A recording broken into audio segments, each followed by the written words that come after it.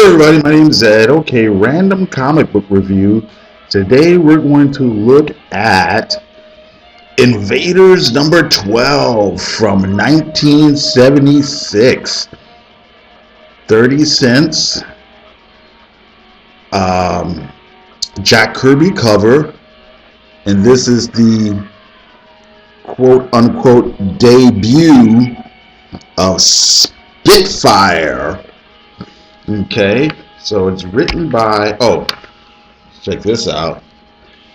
Ad for $6 Million Man Toys. Steve Austin versus Maskatron from Kenner Toys. Yeah. Alright, so, story is called To the Warsaw Ghetto. Baptism of Fire, wink wink nudge nudge, of a new invader. Is written by Roy Thomas and the artist by Frank Robbins and Frank Springer. And basically we have the original Human Torch, who ironically enough is an android, flying around, mulling over his thoughts and kind of giving a recap of the last few issues.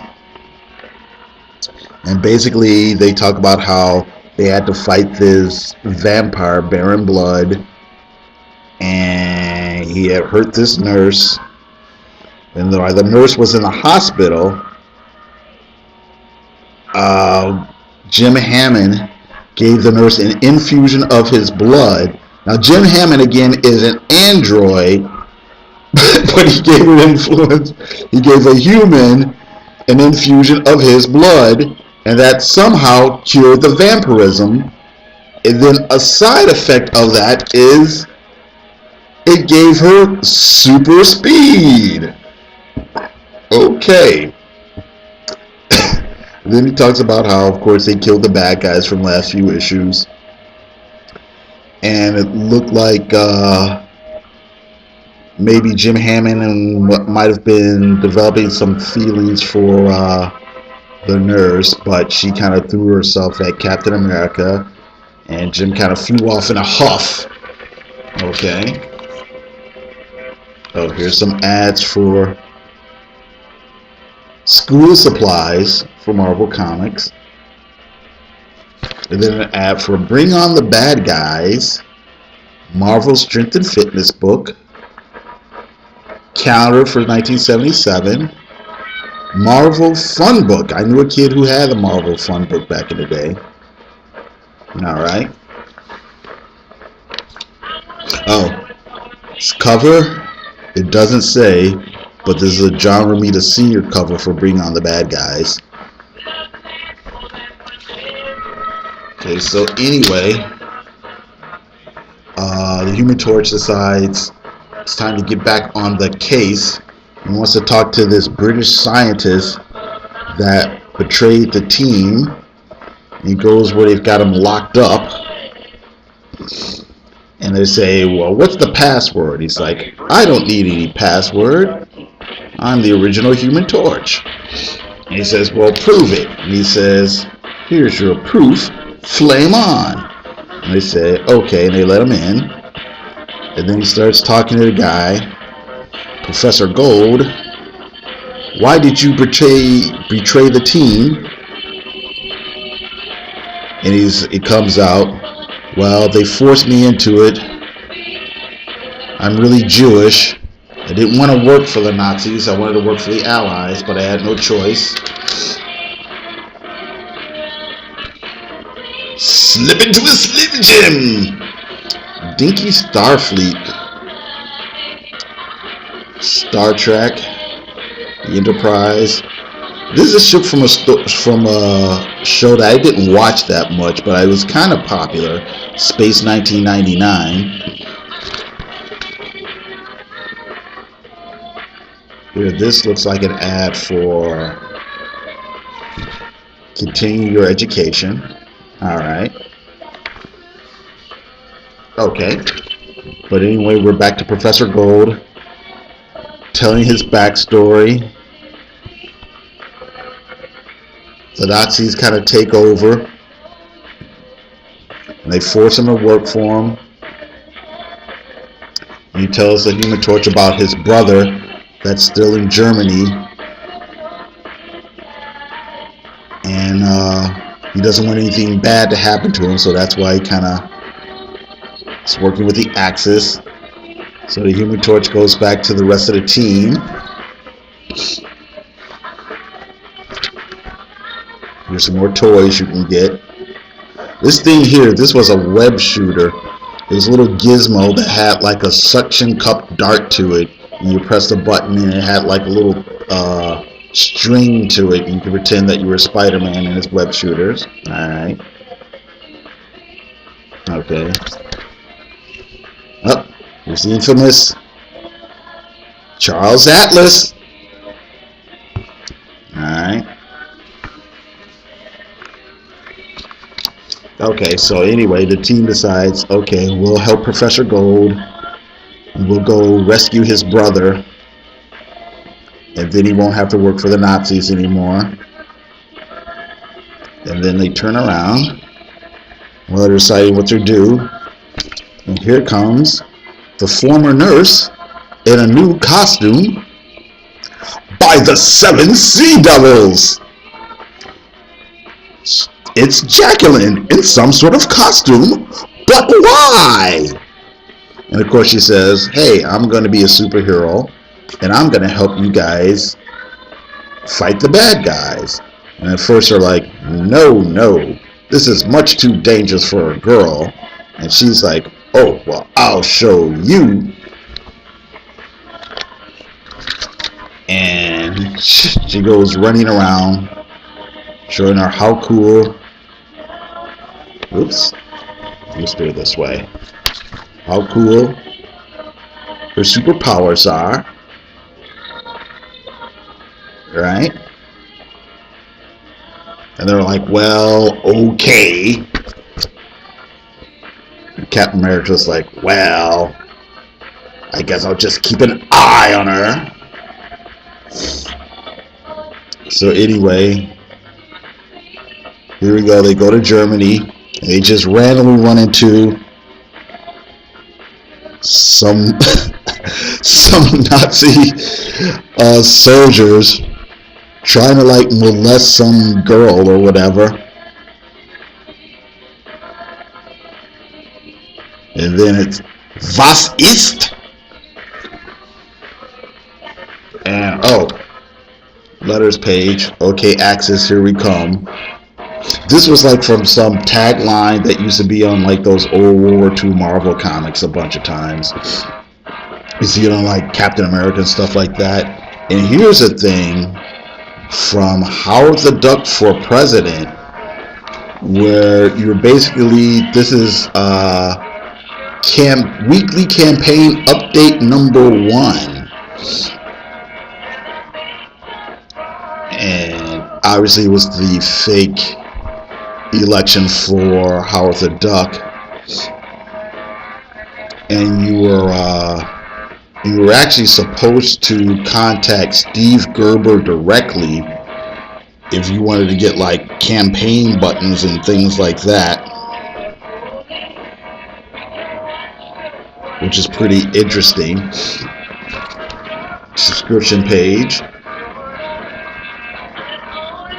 Okay.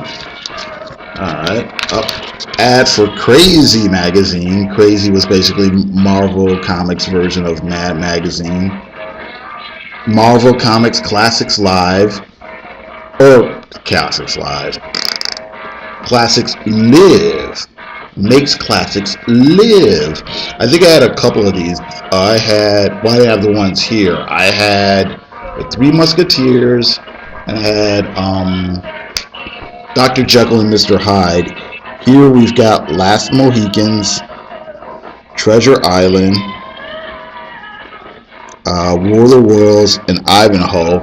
I've got to embarrass myself. I actually own a copy of Last of the Mohicans, and I've never read it. I'm a terrible person. Anyway, back to the fight. Here's Spitfire. showing her stuff here. This is an interesting quote here. She knocks out this guy, right? Himmel! And she goes, "Thanks, invaders, for letting me strike a blow for womankind." Okay, that's all well, good, and fine in 1976, but early 40s? I'm not so sure. Not so sure a lady would say something like that, That's fine, which is something I'll get to in a moment. Cap and the other invaders beat up the rest of the Nazis. They find Professor Gold's brother, and they're like, "Hey, we're here to save you. You're in danger." And he's all kind of danger schmanger. And he's like, "Yeah, back in the day, the Jewish people here had the golem to protect us." And Cap's like, "Yeah, whatever, but you need to get out of here because your brother sent us to come find you." And he's like, he's hesitant to go, And then here come the Nazis. Their tanks. Oh, here, another ad for Space 1999 models. This is interesting here. John Buscema Art School, huh? Cool. Switchblade combs. I had a switchblade comb at one point. I didn't actually use it. I just had it because it was a zany thing that all the kids had. So anyway, whoops. More fighting. All right. They're kicking butt. Up until this point. Holy jumping cats! I'm going to start saying that in everyday life. Something happens, I'm going to say, "Holy jumping cats!" This is an interesting bullpen bulletins. You get Stan Lee's basically bringing on the bad guys. There's a paragraph here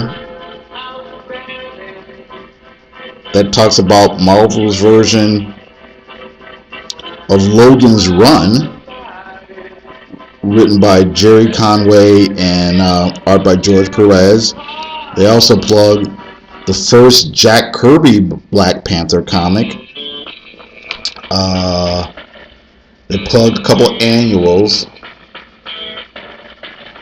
And here,